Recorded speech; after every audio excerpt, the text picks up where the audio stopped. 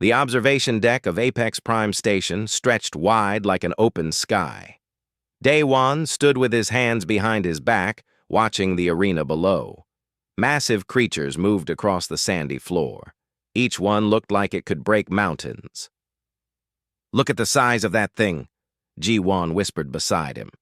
She was his second in command, and her eyes were wide with concern. Below them, a creature that looked like a walking fortress stamped its feet. The whole station seemed to shake.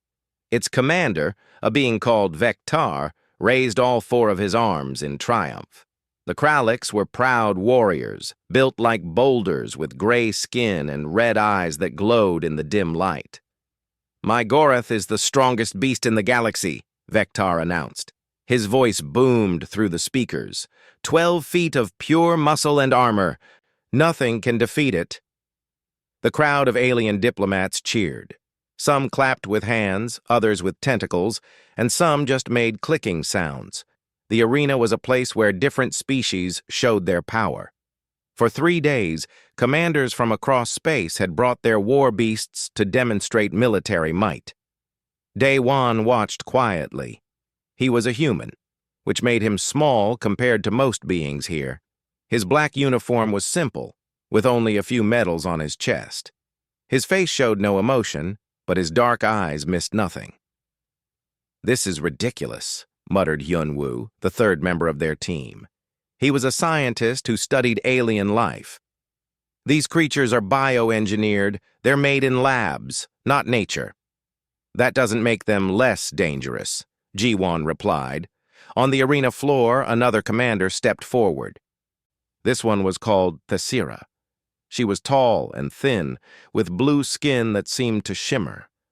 The Sylth were known for being clever and tricky. "Strength is nothing without intelligence," Thesira said smoothly. Her voice sounded like music, but cold music. "Watch what coordination can do." She pressed a button on her wrist device. 20 creatures rushed into the arena. They looked like giant lizards with razor claws and too many teeth. They moved together like water flowing, surrounding the Gorath in seconds. "My Raptics hunt as one mind," Thesira explained. "They share thoughts. They are one organism in 20 bodies." The Raptics didn't attack the Gorath. They just demonstrated their movement, flowing around the bigger beast in perfect patterns. It was impressive and terrifying at the same time. Vectar laughed, a sound like rocks grinding together. "Very pretty, Thesira, but my Gorath would crush them all." "Perhaps we should test that theory," Thesira replied with a smile that showed too many teeth. Before they could argue further, Vectar's eyes found Day-Wan in the observation deck. The Kralik's commander pointed one thick finger at him. "What about the humans?" Vectar called out. 3 days of demonstrations, and we have seen nothing from Earth. Are you too ashamed of your weak creatures?" The crowd turned to look at Day-Wan. Hundreds of alien eyes stared at him. Some looked curious, others amused, and many looked contemptuous. Ji-Wan tensed beside him. "Sir, we should—" "It's fine," Day-Wan said quietly. He stepped forward to the railing. His voice was calm when he spoke. "We have not shown our creature yet because we were observing yours first." This caused laughter to ripple through the crowd. Thesira's smile grew wider. "Observing?" she asked. "Or hiding? Perhaps Earth has no war beasts at all. Perhaps humans are too soft for such things." More laughter. Even some of the human diplomats in other sections looked uncomfortable. Earth was still new to the galactic community. They had only made contact 10 years ago, and many species still didn't take them seriously. Vectar's red eyes glowed brighter. "I will make you an offer, human commander. Tomorrow bring your beast. Let it face my Gorath.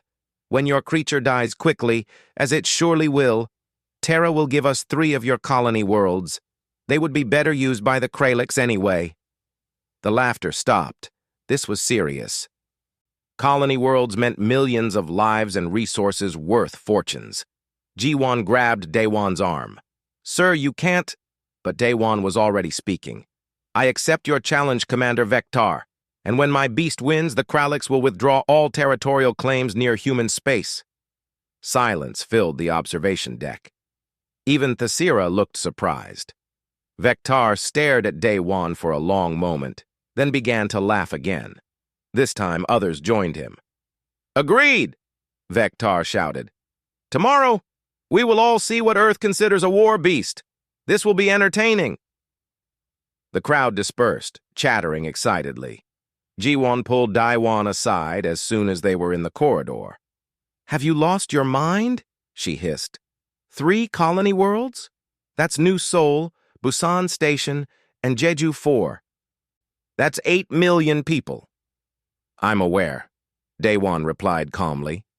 "Then what are you planning? What creature are we bringing?" Hyun-woo asked, looking pale. Daewon started walking toward their quarters. The other two followed quickly. "We don't have any engineered war beasts," Jiwon continued. "Earth banned that kind of genetic engineering after the Tokyo incident. We have nothing that can fight those monsters." "We have something better," Daewon said. They reached their private room, and Daewon locked the door behind them. He pulled up a holographic display and entered a code. An image appeared in the air. It showed a sleek, black creature with golden eyes. "This is Yeon-hee," Daewon said simply. Jiwon and Hyunwoo stared at the image. "That's a panther," Hyunwoo said slowly. "A black panther from Earth." "Yes." "Sir," Jiwon said carefully, like she was talking to someone who might be sick. "That Gorath weighs 4,000 pounds. It has armor plating. This panther is maybe 130 pounds. It's going to die in seconds." "No," Daewon said. "She won't." "How can you possibly know that?" Hyunwoo demanded.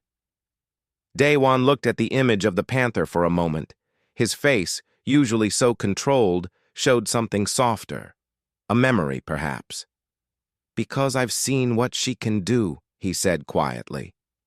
"When I was younger, before the military, I worked at a conservation center. Yeon-hee was brought in as a cub.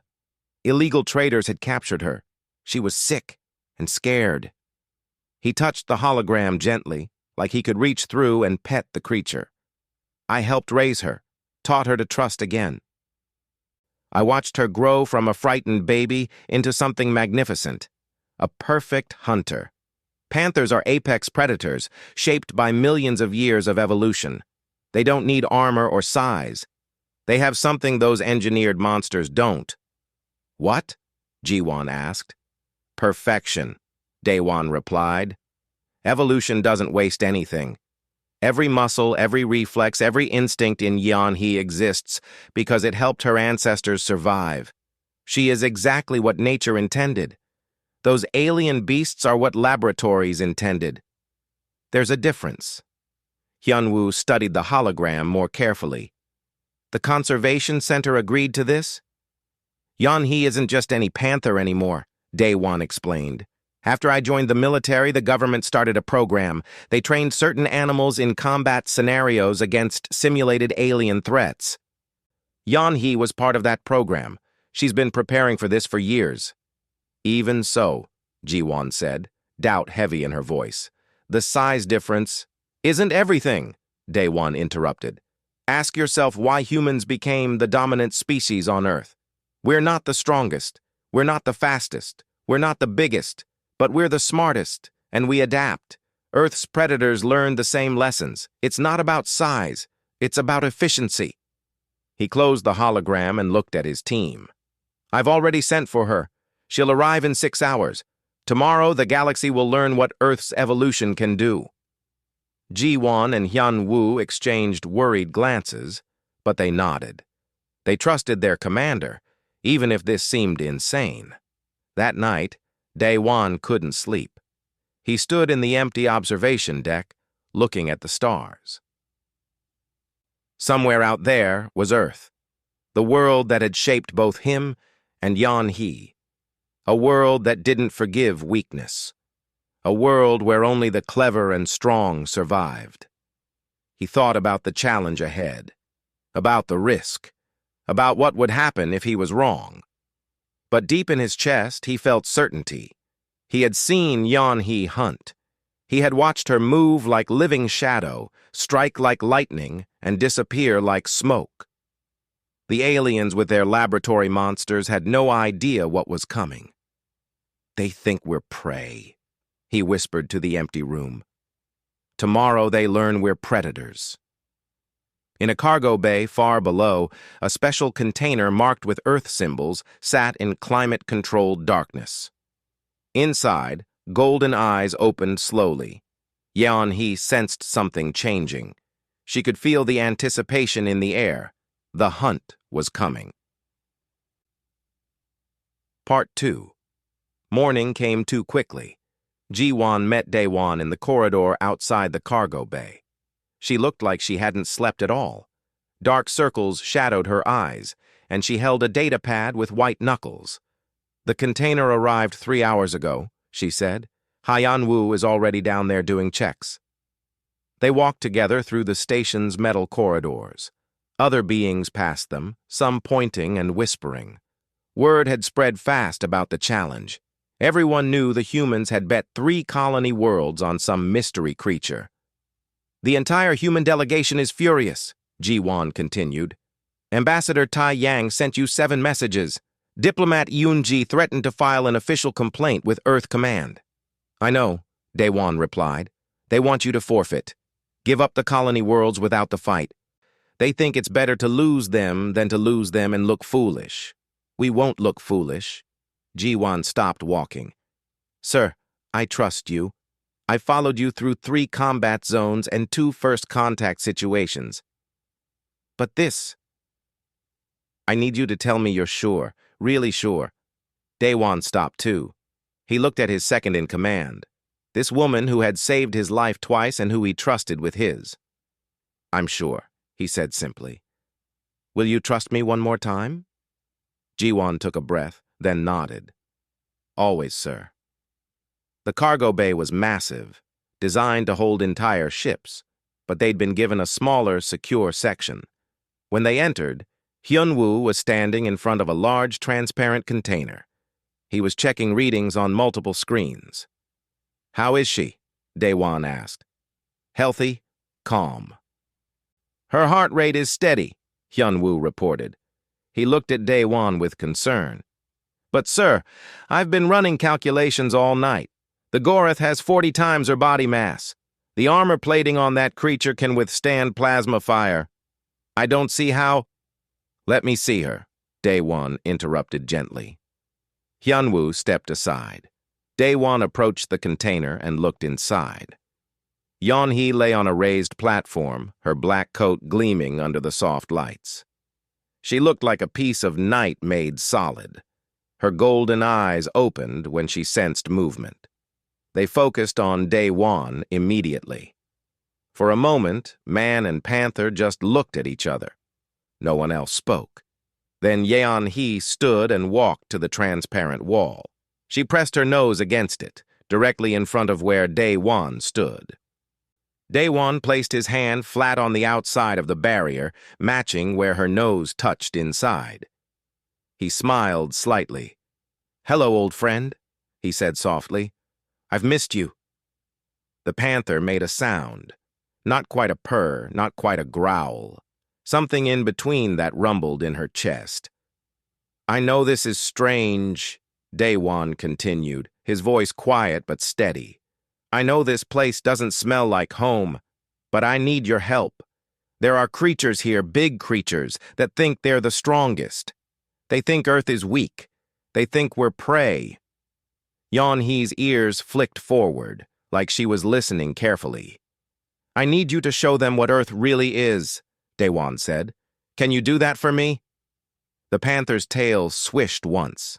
Her golden eyes never left his face. Behind Dae-Won, the cargo bay doors opened. Ambassador Tai Yang stormed in, his face red with anger. Diplomat Yoon-ji followed close behind, looking equally upset. "Commander Dae-Won!" Tai Yang shouted. "This madness ends now!" Dae-Won didn't turn around. He kept his hand on the barrier, his eyes on Yan-He. "Good morning, Ambassador," he said calmly. Don't you good morning me? Tae Yang snapped. He rushed forward until he could see into the container. When he saw Yan He stopped dead. His mouth opened and closed several times. That's just a cat. She's a panther, Hyunwoo corrected quietly. I don't care if she's a dragon, Tae Yang exploded.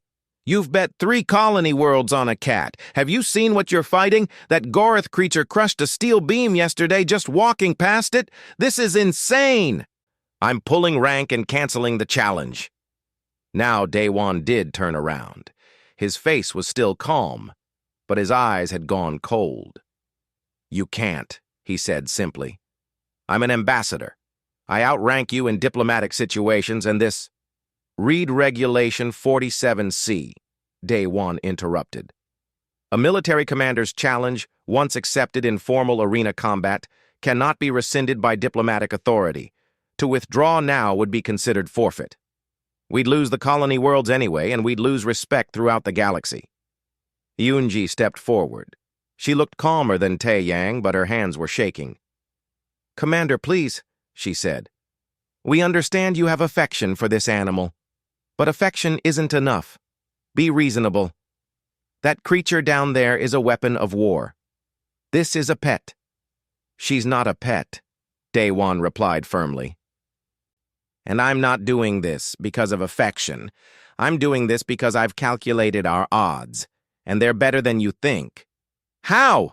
Tae Yang demanded. Explain it to me, because every military analyst we've consulted says this is suicide. Daewon looked back at Yan He, then at the 2 diplomats. Those alien beasts are designed, he began. Someone sat in a laboratory and decided what traits would make them strong. Size, armor, weapons. They built creatures to match their idea of power. He gestured to Yeon He. She wasn't designed. She was evolved. For millions of years, nature tested every single trait she has. Every ancestor that wasn't fast enough, smart enough, or efficient enough died. Their genes vanished. What you see here is the result of the galaxy's most brutal testing process. Survival. That's poetry, not tactics, Tae Yang said, but he sounded less certain. It's both, Hyunwoo spoke up. Everyone turned to look at the scientist. He pulled up a holographic display. I've been studying the alien beasts. The Gorath is powerful, yes, but it's slow. Its armor makes it heavy. It relies on charging and crushing. It's designed for one type of combat. He changed the display to show Yeon He's profile. A panther is a generalist predator. She can climb, swim, sprint, stalk, ambush, and fight. She has 360-degree awareness. Her reflexes are 5 times faster than human reflexes. She can accelerate from 0 to 50 kilometers per hour in 3 seconds. And most importantly, he paused for effect. She's intelligent, not like the Raptics with their hive mind, individual intelligence. She can assess, adapt, and change tactics mid-fight. The Gorath will do what it was designed to do. Yeon He will do what she needs to do. There's a difference. Tae Yang looked at the data, then at the panther, then at Daewon. He seemed to be struggling with something. Even if what you say is true, he finally said quietly, even if she has a chance against the Gorath, what about after? You saw Thesira's face. She'll challenge you next. Then others will too. You'll have to fight them all. I know, Daewon said. So this isn't just about winning once.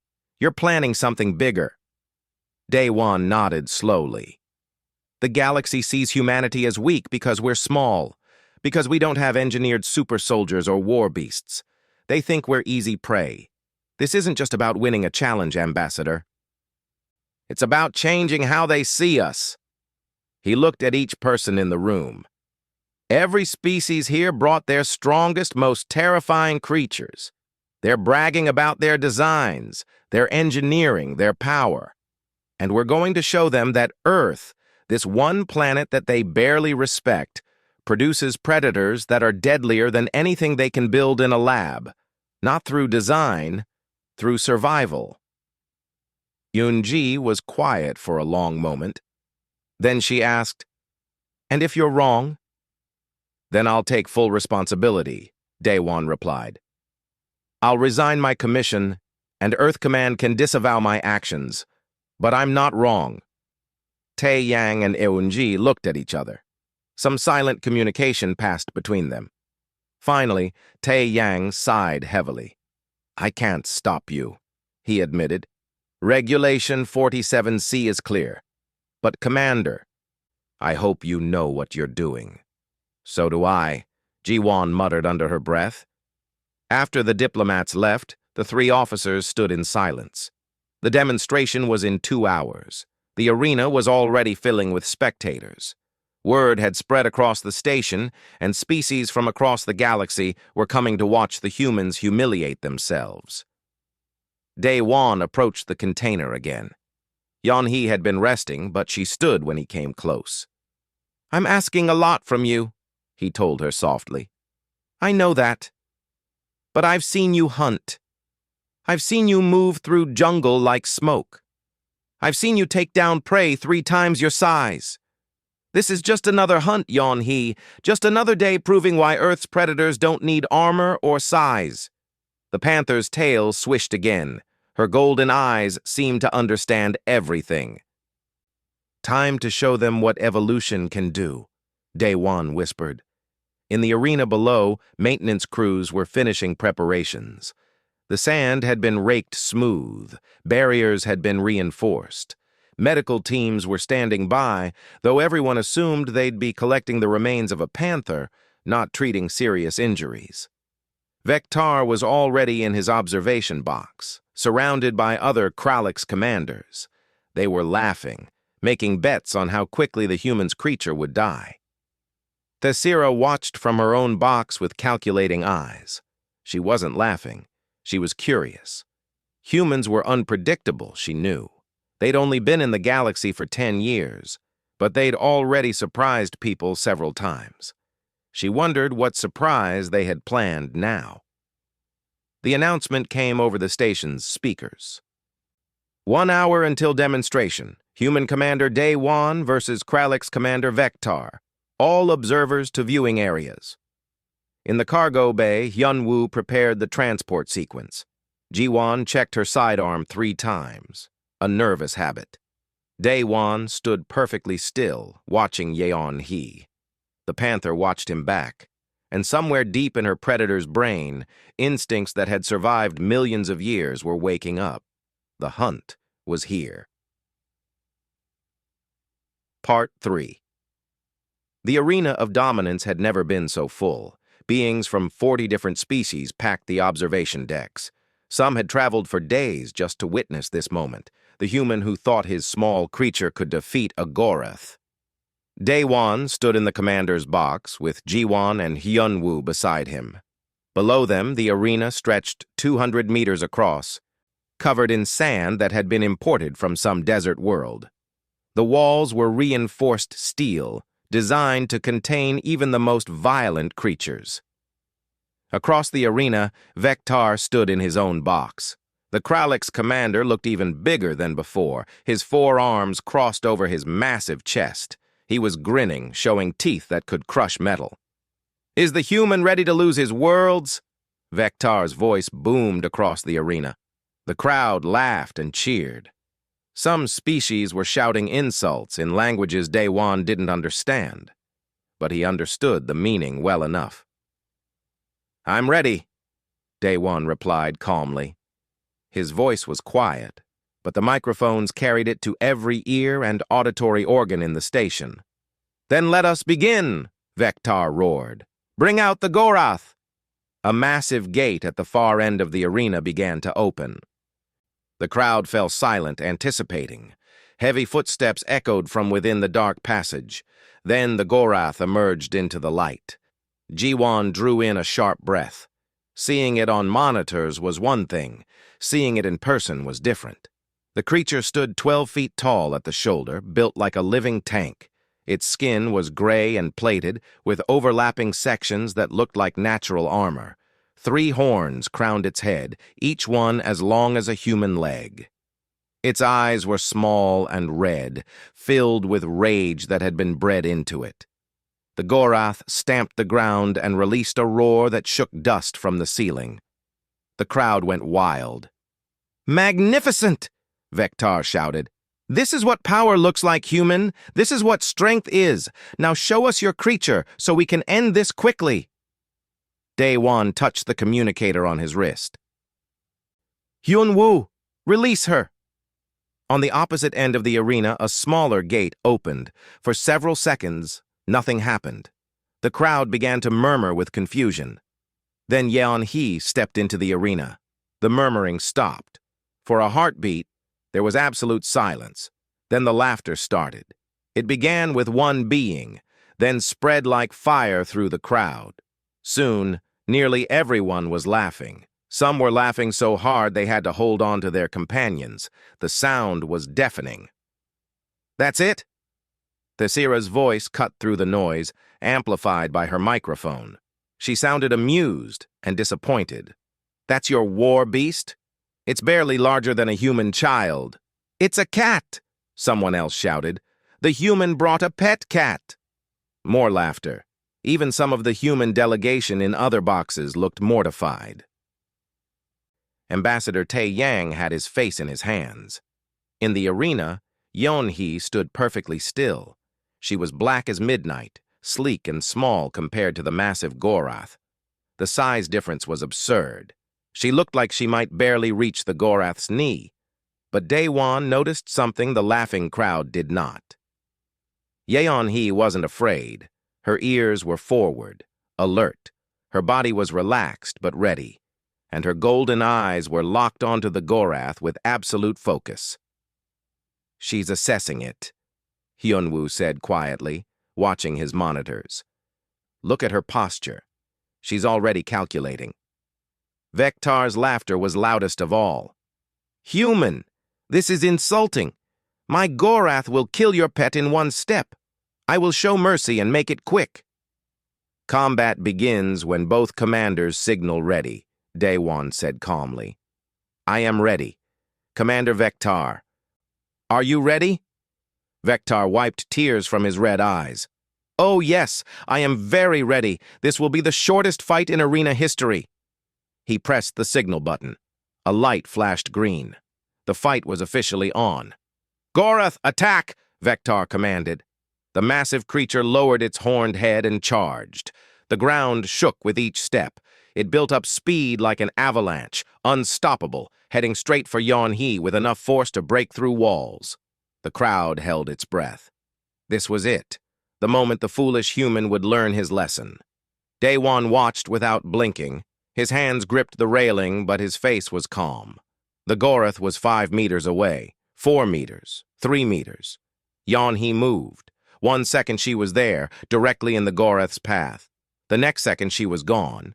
Not jumped away, not run away. Just gone, like smoke. The Gorath crashed into the arena wall with a sound like thunder. The entire station shook. Dust and sand exploded into the air. Confused silence filled the observation decks. Where had the Panther gone? Then someone with good eyes spotted her.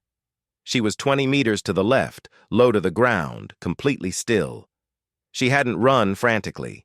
She'd simply sidestepped at the last possible microsecond, so smoothly that most eyes hadn't tracked the movement. "What?" Vectar started to say. The Gorath shook its head, dazed from hitting the wall. It turned in a slow circle looking for its target. Its small brain was confused. The prey had been there. Where had it gone? Yeon-hee remained motionless. Only her tail moved a slight swish at the tip. "Attack again," Vectar commanded. "It's right there." The Gorath charged again. This time, people watched more carefully. They saw Yeon-hee wait until the last possible moment, then flow to the side like water around a stone. The Gorath thundered past, missing her by centimeters. "She's studying it," Hyun-woo said, excitement creeping into his voice. "Every charge, she's learning its speed, its turning radius, its reaction time." The Gorath charged 3 more times. Each time, Yeon-hee avoided it with minimal movement. She never ran far. She never panicked. She just wasn't where the Gorath expected her to be. The crowd had stopped laughing. They were leaning forward now, confused and intrigued. "Why doesn't she attack?" Ji-won asked. "She's waiting," Dae-won replied. "Panthers are ambush predators. They don't waste energy. She's waiting for the right moment." The Gorath was breathing heavily now. Its charges were getting slower. The creature was built for short bursts of power, not extended chases. It stood in the center of the arena, snorting with frustration. Then Yeon-hee moved forward. Not attacking, just walking. She circled the Gorath slowly, staying just out of range. The massive creature turned to follow her, but she was already moving, always just at the edge of its vision. "She's hurting it," Hyunwoo realized. "She's moving it where she wants it." The Gorath lunged, trying to catch her with its horns. Yeon-hee slipped underneath it, so low to the ground she was almost flat. As she passed under the creature's belly, her claws extended for just a moment. She raked them across the softer skin there. The Gorath bellowed in pain and surprise. It spun around, but Yeon-hee was already gone, sitting calmly 10 meters away. Blood dripped from the shallow cuts on the Gorath's belly. Not serious wounds, but wounds nonetheless. The crowd was dead silent now. Vectar had stopped laughing. His red eyes were wide with disbelief. "That's impossible," someone whispered. "The armor—" "She didn't attack the armor," Thesira observed, her voice thoughtful. "She went for the weak point. She's targeting joints and soft tissue. This isn't random, this is surgical." What happened next was difficult for most observers to follow. Yeon-hee became a black shadow, moving with speed that didn't seem possible for a biological creature. She darted in and out, each pass leaving new cuts on the Gorath's legs, belly, and face. The massive creature tried to fight back, but it was like trying to punch the wind. Every time its horns or hooves struck where Yeon-hee had been, she was somewhere else, behind it, beside it, underneath it. Always moving, always cutting, always staying just out of reach. The Gorath's movements got slower. The cuts weren't deep individually, but there were dozens of them now. Blood loss was adding up. The creature was confused and in pain, striking out blindly at an enemy it couldn't catch. 15 minutes passed. To the crowd, it felt like hours. They watched a dance between power and precision. The Gorath represented brute force, the ability to destroy anything in its path. Yeon-hee represented something else entirely: efficiency, speed, perfect understanding of exactly where and how to hurt something bigger than yourself. Finally, the Gorath's front legs buckled. It tried to stand again, but couldn't. Too much blood lost. Too exhausted from trying to catch an uncatchable target. It collapsed onto its side with a groan that sounded almost like relief. Yeon-hee stood beside it. She wasn't even breathing hard. She sat down, curled her tail around her paws, and began to lick blood from her fur. Casual. Like she'd just finished a normal hunt. The arena was silent. Thousands of beings stared in shock. This wasn't supposed to happen. The small creature was supposed to die. The big creature was supposed to win. That was how things worked. Vectar stood frozen in his box, all 4 arms hanging limp at his sides. His mouth was open, but no sound came out. Dae-won spoke into the microphone, his voice calm and clear. "Size isn't everything, Commander Vectar. My creature has what yours doesn't. Millions of years of evolution. Every movement she makes has been refined by survival. Your Gorath was designed to be strong. Yeon-hee was designed to survive. There's a difference." He paused, letting that sink in. "The challenge is complete. The Kraliks will withdraw territorial claims near human space, as agreed." Slowly, like waking from a dream, the crowd began to react. It started with a few slow claps, then more. Then the entire arena erupted in noise, not laughter this time, shock, amazement, respect. Thesira stood in her box, her blue face thoughtful. She pressed her microphone. "Impressive, Commander Day-Wan," her musical voice rang out. "Your creature defeated brute strength, but I invoke second challenge, my Raptix hunt with coordinated intelligence. Let us see if your Panther can face that."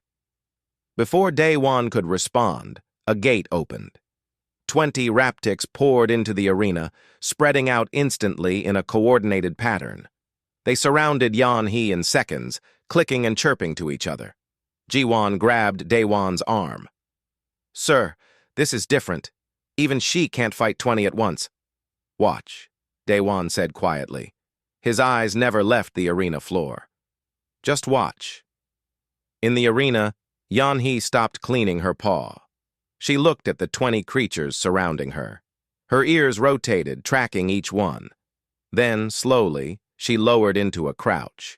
Her golden eyes began to glow in the arena lights. The hunt was about to begin again. Part 420. Raptix circled Yan-He like sharks around prey. They were each about the size of a large dog, but built like weapons. Razor claws extended from their feet. Their teeth were too numerous and too sharp. Their eyes glowed with shared intelligence.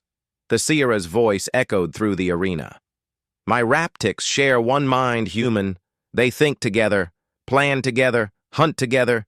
Your creature is alone, 20 against 1. These are not good odds for you." Day-Wan leaned forward slightly. His knuckles were white where he gripped the railing, but his voice remained steady when he spoke. "Alone?" He almost smiled. "Panthers hunt alone because they don't need help." In the arena, the Raptix were communicating with high-pitched clicks and chirps. They were assessing, planning, finding weak points in Yan-He's position. 3 moved to block each direction. Others prepared to attack from above using the arena equipment. The crowd watched in tense silence. Even those who'd been impressed by Yan-He's first fight knew this was different. The Gorath had been powerful but stupid. These creatures were intelligent. They worked together like parts of one organism. "They're going to attack in waves," Yan-Wu said, studying his monitors. "Force her toward the center where she has no cover, then overwhelm her with numbers." "That's what they think," Day-Wan replied. The Raptix attacked. 5 came from different directions simultaneously, coordinated perfectly. Their claws flashed in the light. The crowd gasped. But Yan-He wasn't there. She'd launched herself straight up, using a piece of arena equipment as a springboard. The 5 Raptix collided with each other in the space where she'd been standing. Before they could recover, Yan-He dropped down among them. What happened next was too fast for most eyes to follow. There was a blur of black fur, flashing claws, and then one Raptix was on the ground, not dead, but injured badly enough that it couldn't fight. Its throat had been struck with surgical precision. Then Yan-He vanished. Not just moved quickly, vanished. She melted into the shadows at the edge of the arena, disappearing completely. The 19 remaining Raptix froze. Their clicking communication became more frantic. They couldn't see her. Their shared mind could tell them where each of them was, but it couldn't tell them where the Panther had gone. "This is fascinating," Thesira murmured, though her microphone still broadcast her words. "She's changed tactics entirely. Against the Gorath, she stayed visible. Against pack hunters, she's become invisible." "She's adapting," Hyun-Woo said with awe in his voice. "The Gorath couldn't think strategically, so she used its predictability against it. The Raptix are smart, so she's using fear." "Fear?" Ji-Wan asked. "Watch them," Day-Wan said. "Look how they're moving."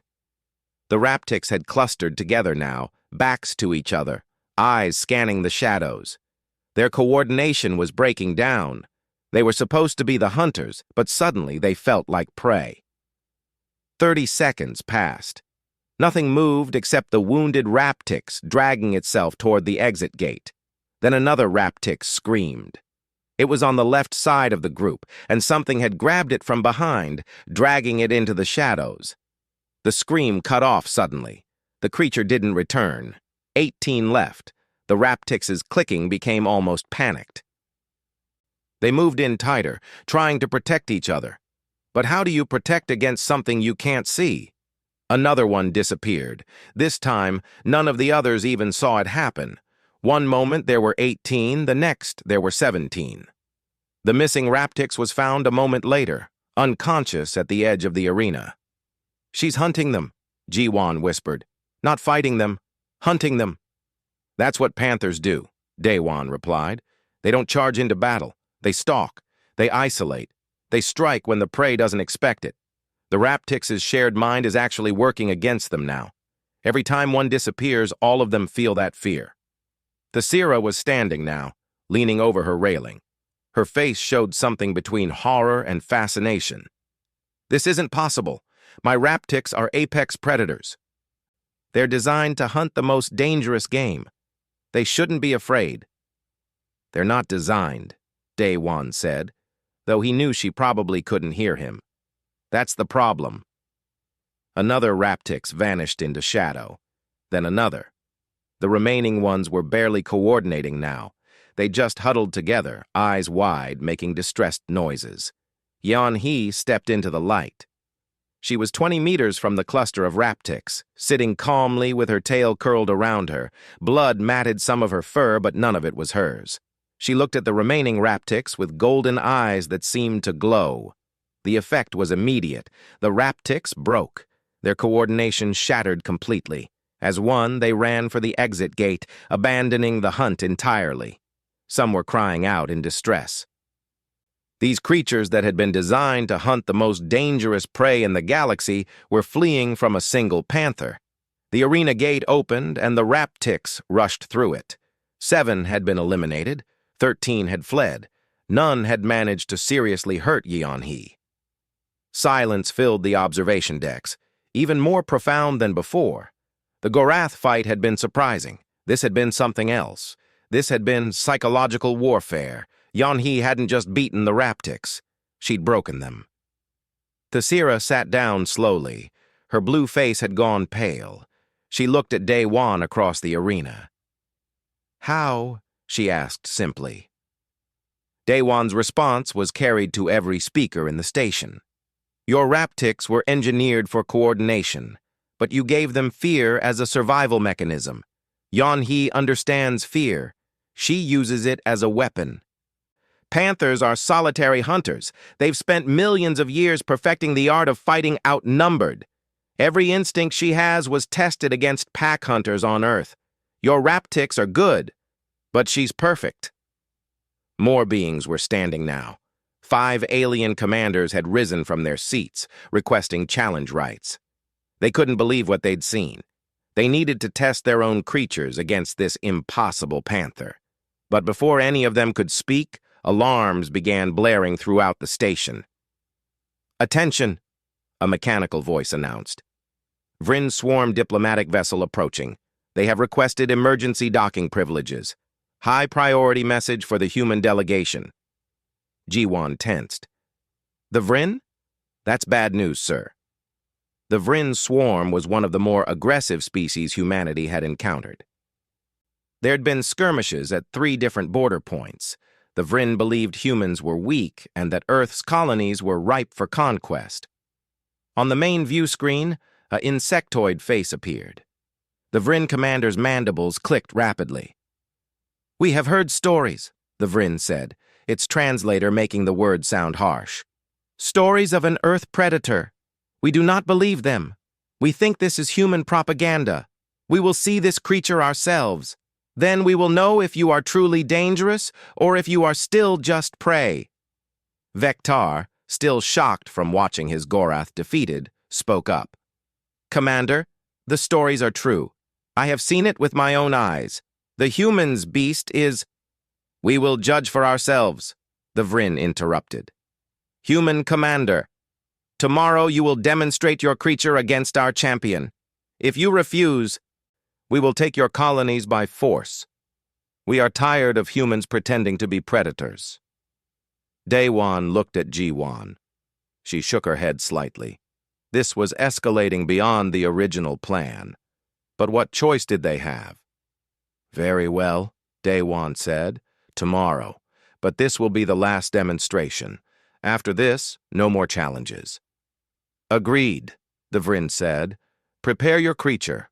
We will show you what real predators look like. The communication ended. The crowd was buzzing with excitement now. The humans had surprised everyone today, but the Vryn were known for their viciousness. Tomorrow would be the real test. Ji-won pulled Daewon aside as soon as they left the command box. Sir, we need to stop this, she said urgently. This isn't about respect anymore. We've made our point. If we keep going, sooner or later Yeon-hee will get hurt, and then the galaxy will see that Earth's predators can bleed, Daewon finished. I know. But if we stop now, the Vryn will attack anyway. They'll see retreat as weakness. We need to see this through one more time.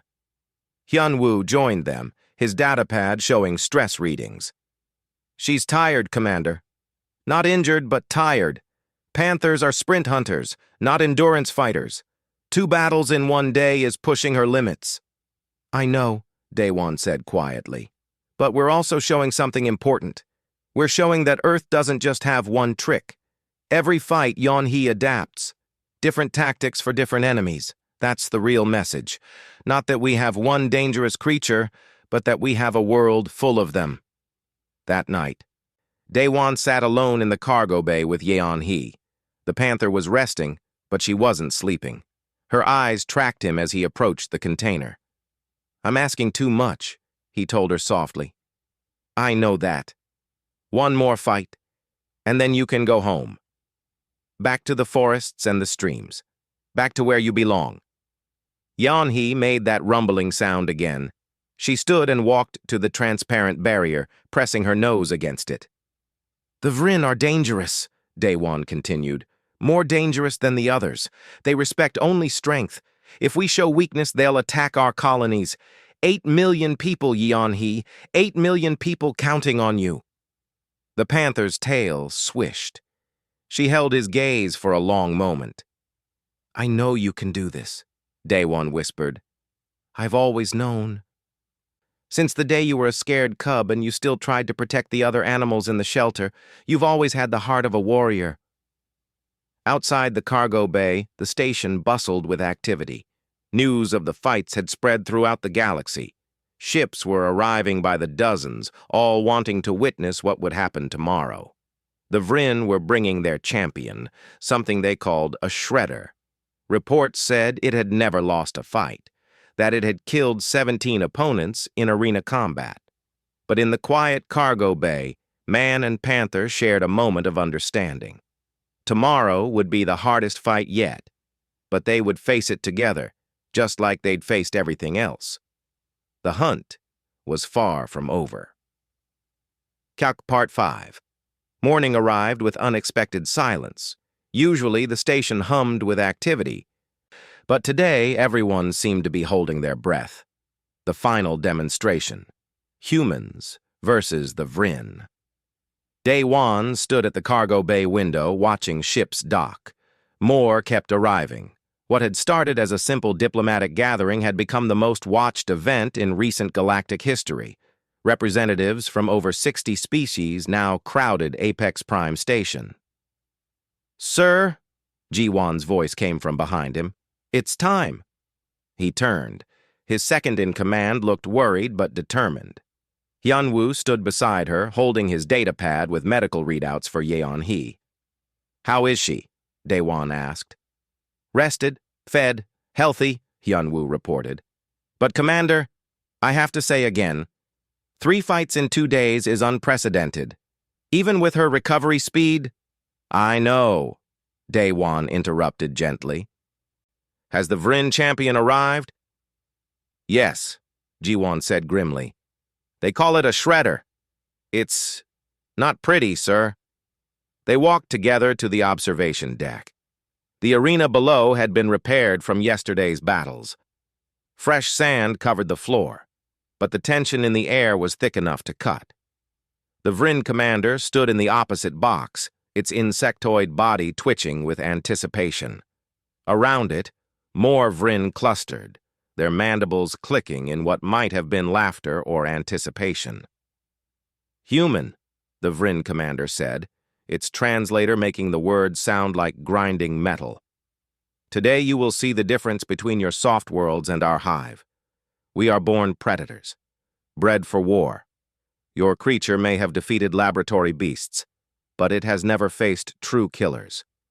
Daewon didn't respond. He just watched the arena calmly.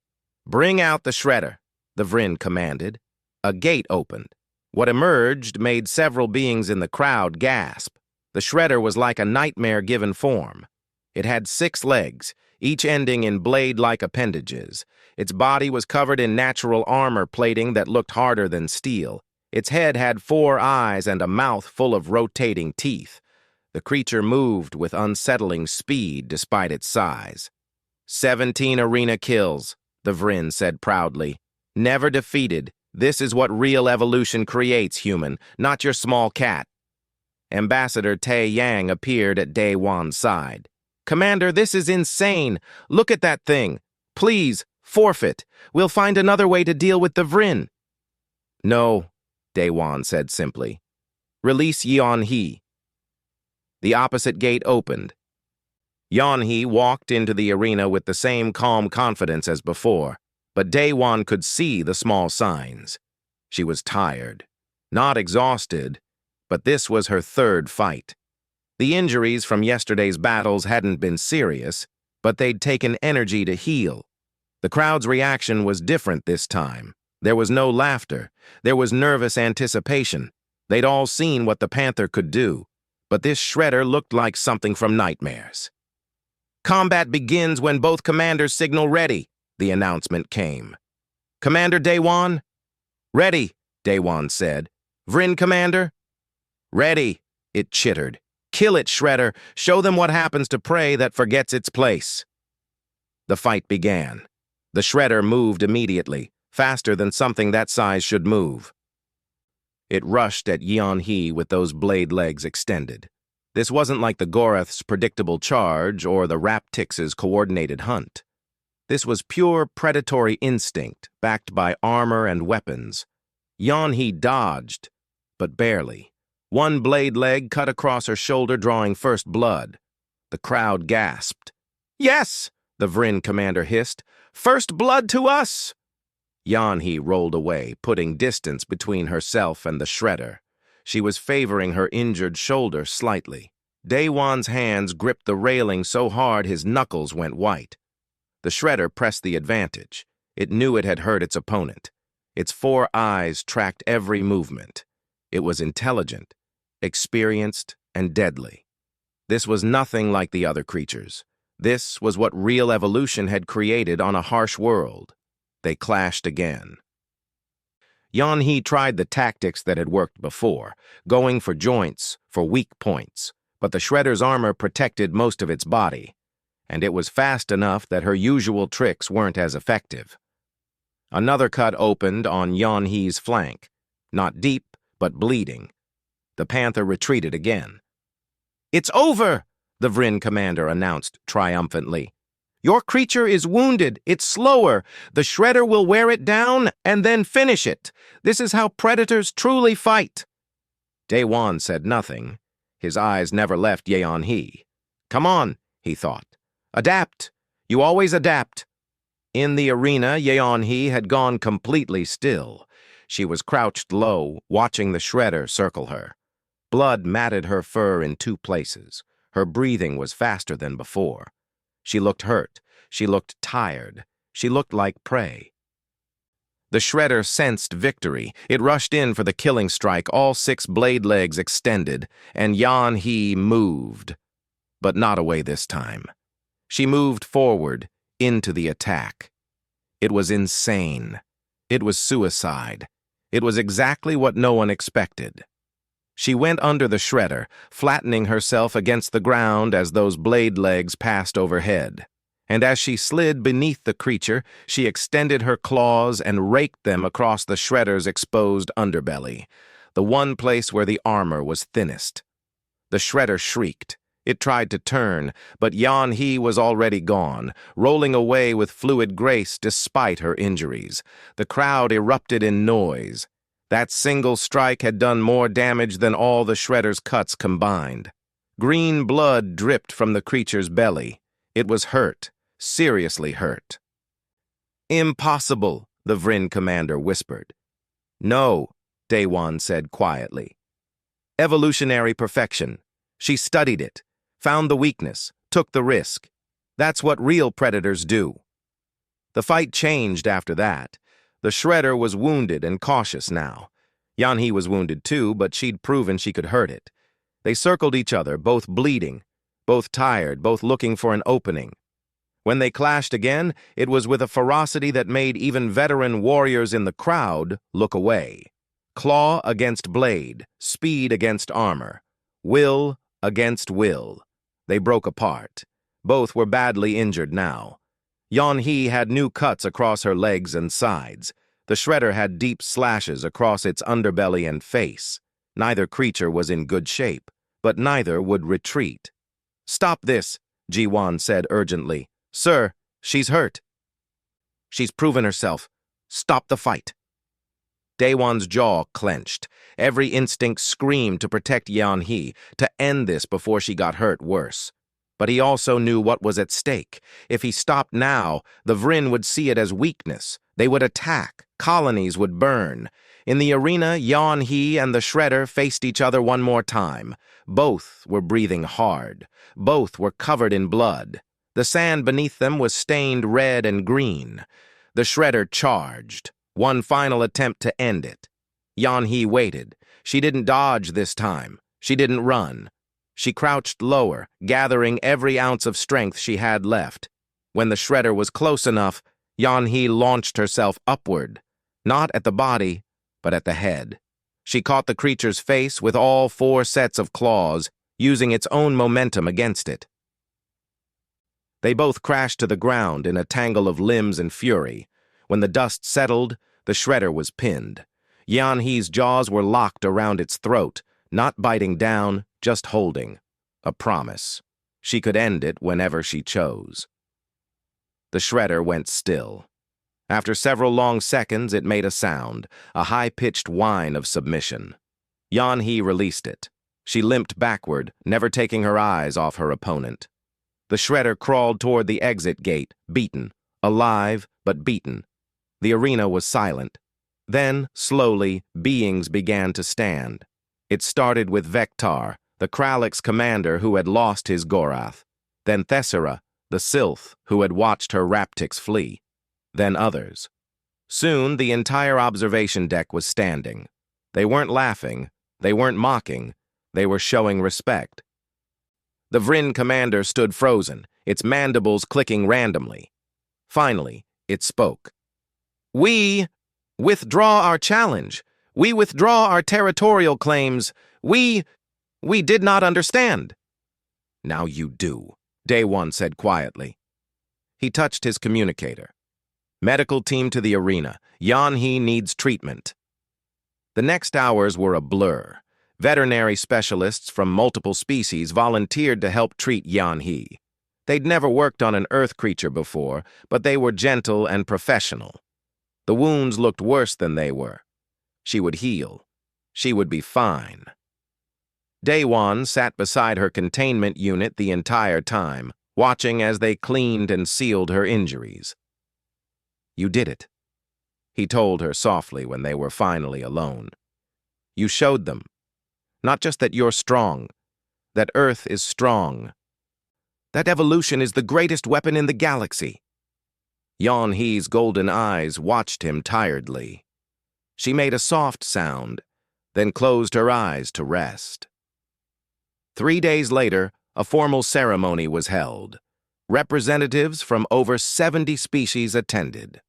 One by one, various commanders and diplomats approached the human delegation. Vectar formally signed a non-aggression treaty with Earth. "We were arrogant," he admitted. "We thought size meant strength. Your Panther taught us that survival teaches better lessons than engineering." Thesira presented a cultural exchange proposal.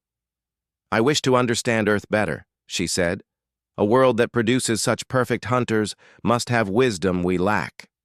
Even the Vryn sent a delegation. They didn't speak much, but they bowed their heads in respect, a gesture that meant everything in their culture.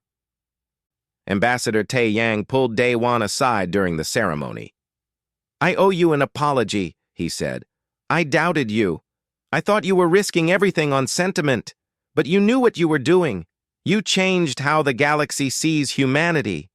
We're not the weak newcomers anymore. We're survivors from a world that doesn't forgive mistakes." "We were always survivors," Daewon replied. "I just reminded them." That evening, Daewon made one final visit to the cargo bay. Tomorrow, Yeon-hee would return to Earth, back to her conservation facility, back to forests and streams and the life she deserved. He placed his hand on the transparent barrier one last time. Yeon-hee walked over and pressed her nose to the same spot, just like she always did. "Thank you," Daewon said simply, "for everything, for trusting me, for showing them what we really are. You can rest now." The Panther's rumble filled the quiet bay. It sounded almost like contentment. 6 months passed. The effects of those demonstrations rippled through the galaxy. 12 species established friendly relations with Earth. Trade agreements flourished. Military tensions decreased.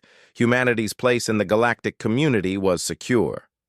On Earth, at a conservation facility surrounded by forest, Yeon-hee slept in dappled sunlight. Her injuries had healed completely, leaving only faint scars beneath her black fur. Around her enclosure, young military cadets stood watching with awe. Their instructor, Commander Ji-won, spoke to them quietly. "She's not a weapon.